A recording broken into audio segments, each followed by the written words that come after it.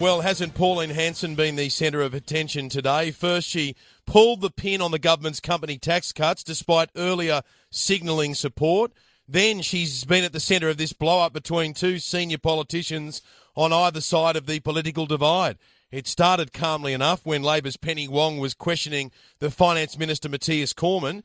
Senator Wong was alleging that Pauline Hanson was effectively in charge of the government's company tax policy.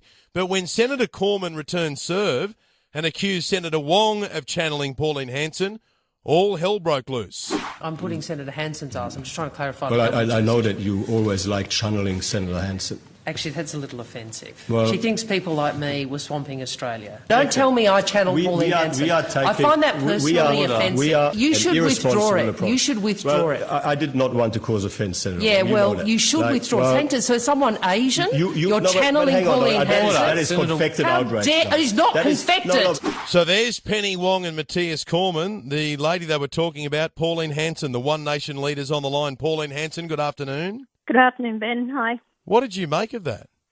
I'm having a chuckle to myself.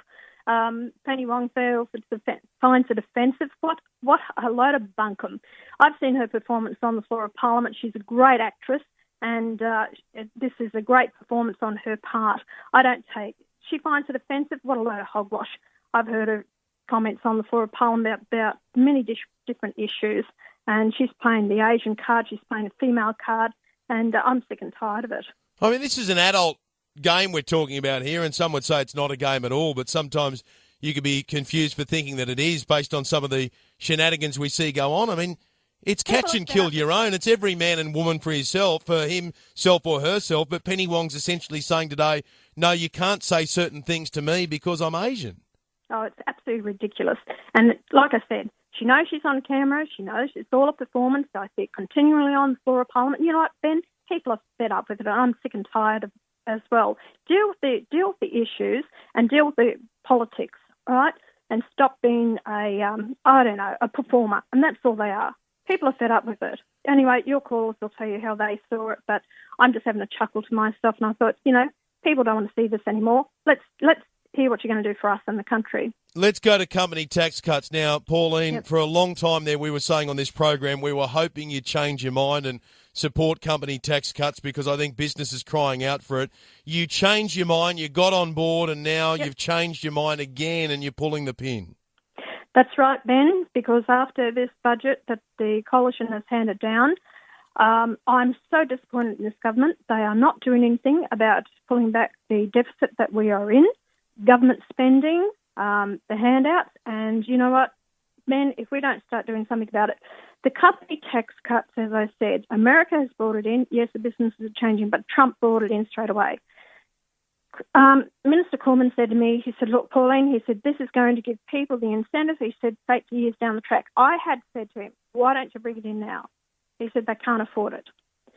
So the whole fact is, I think that if you're going to do something, you do it now if it's going to make a hell of a difference to the country. So I said, okay, fair enough. Now that I see that the budget papers, they've handed down, and I'm supposed to pass, tax cuts for personal income tax, and Australians need a helping hand. I can see that.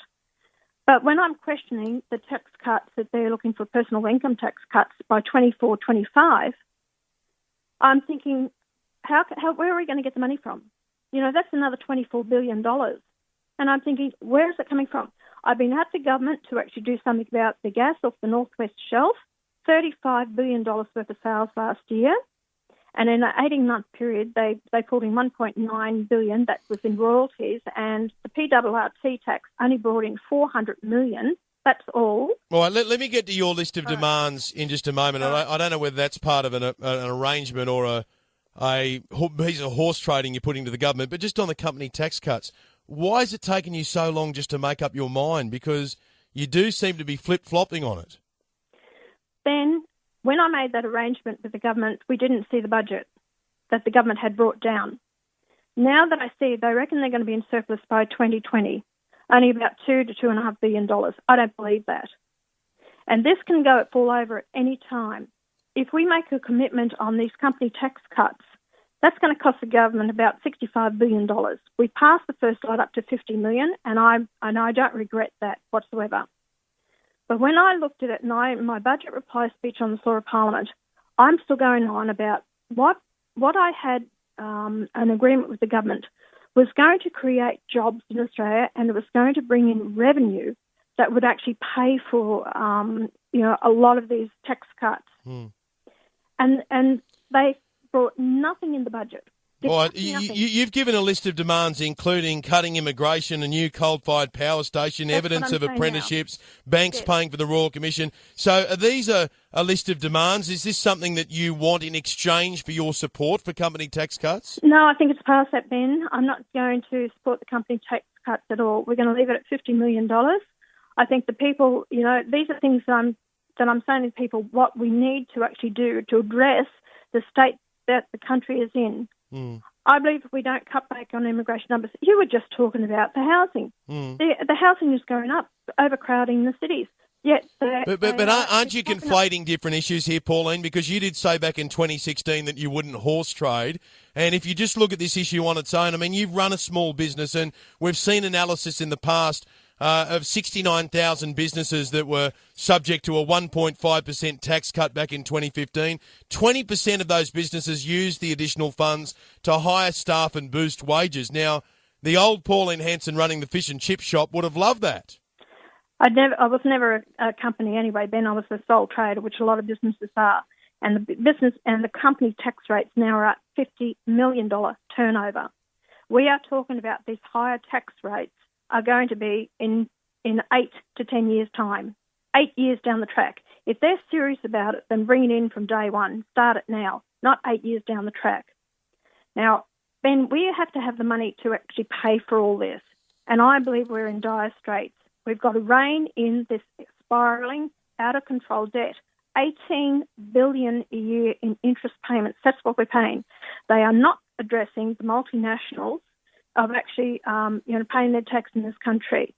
Now, I'm trying to take a well-managed, attitude, view to all this, because that's what the Australian people want. And most on people's minds is the cost of living, plus also the, I'm losing my train of thought. The cost of living is very high. The escalating cost of electricity and gas, in households, plus also businesses. If they don't drastically do something about the escalating prices, energy prices, I've got businesses that are going to close down. Just a quick one before I let you go. Lucy Turnbull insists Sydney is far from full. You get here regularly. The open line this afternoon is in fierce disagreement with the Prime Minister's wife. Well, I'm sorry, Lucy, you've got it absolutely wrong. She can live in her multi-million-dollar mansion that she has with her husband, and I don't knock them for that. They've worked hard for that. But, they travel totally different to the average person out there on the street. They're not on the buses, they're not on public transport, they're not going through the tolls, they're not in the traffic, going to the jobs day, morning and afternoon, stuck in traffic for hours. She wouldn't have a clue what she's talking about, and neither would the Prime Minister. And if they really were in tune with the grassroots Australians, she would not be saying what she's saying. I appreciate you coming on this afternoon, Pauline. We'll talk again soon. Thanks, Ben. One Nation leader Pauline Hanson, who's been in the middle of the news today, not just for abandoning the government's company tax cuts, but also being at the centre of that blow-up between Matthias Cormann and Penny Wong, even though she was nowhere near it when it happened.